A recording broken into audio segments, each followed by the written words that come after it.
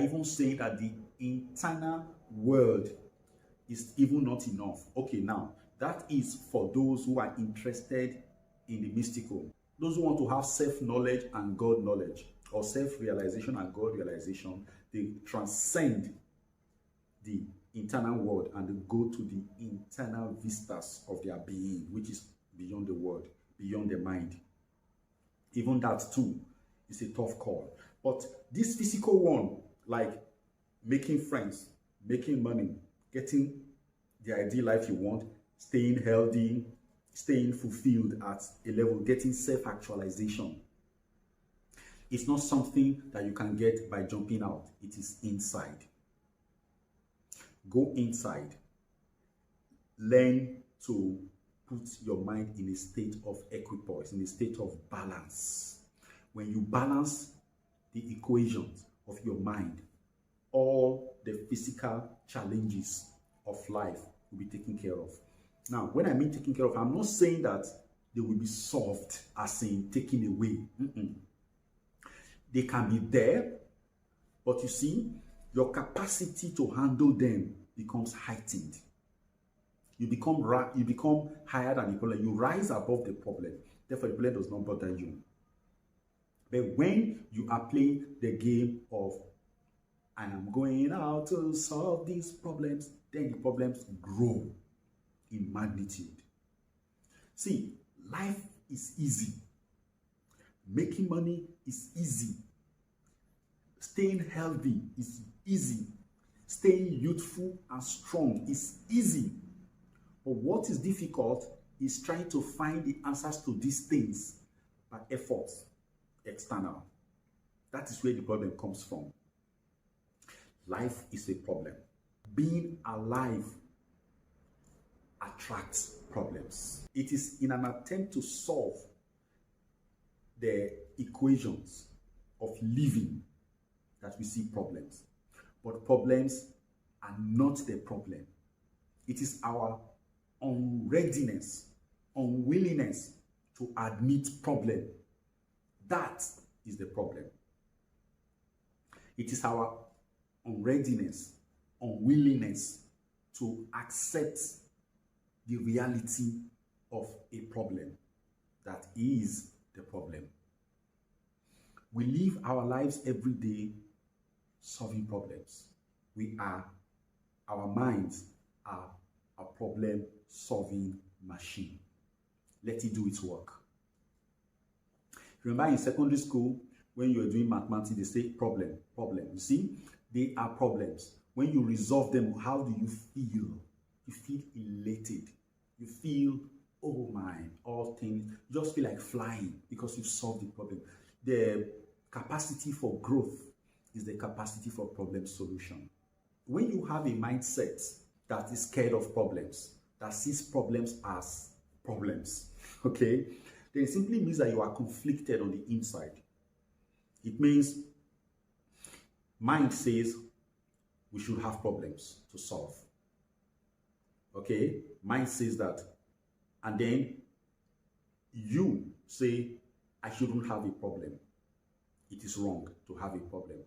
Mind says problem. You say no problem. You have a conflict. Mind is going this way, you are going that way. What is the mind now? The subconscious mind. That's the problem solver. And then you, that's the part of you that is, so to say, conscious. Is the conscious mind is saying no problem. Wahala day. And then this idea of no problem creates a conflict, therefore confusion.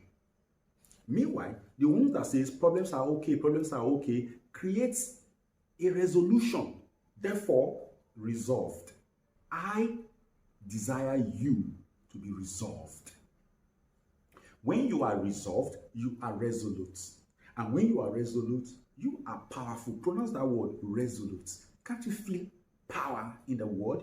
Resolute. That is the mindset of a problem solver. A problem solver is never overwhelmed. Come rain, come shine, this problem solver is resolved. Resolved at what? There's always an answer. There's always a solution. Like they will say, après la pluie, le beau temps. After the rain, fair weather. And that focus on fair weather coming, the focus on creating the fair weather, is not going after the fair weather. It's not looking at the sky and saying, is the fair weather coming? Where will I get it from? It's not outside. The fair weather is inside of you. It's a resolution. It's a place inside called fair weather. Go there and wait the storm away. Go in there and wait out the storm. If you are not actively creating a problem for yourself, life, that is your mind, will create enough for you, and you will not be ready for those problems. And how do you create a problem for yourself? It is by being ambitious. Be ambitious. Create opportunities for yourself. Decide on what to do. Keep pushing. That's why they say learn new things every day. Do not settle. That's what it says. Don't settle. The moment you settle, you create the opportunity for the mind to give you problems. Don't settle. Keep moving. There is no continuity here. Keep moving. If they explain to you the domains of the mind, the vast domain of the mind, you will realize that you thinking small is your biggest problem.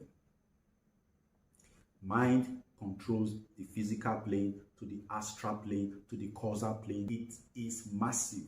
The explication given is that the physical plane with billions of galaxies, if not trillions of galaxies, is half the size of the astral plane. And the astral plane is half the size of the causal plane. The causal plane is half the size of the supracausal planes. All of these things are within your reach.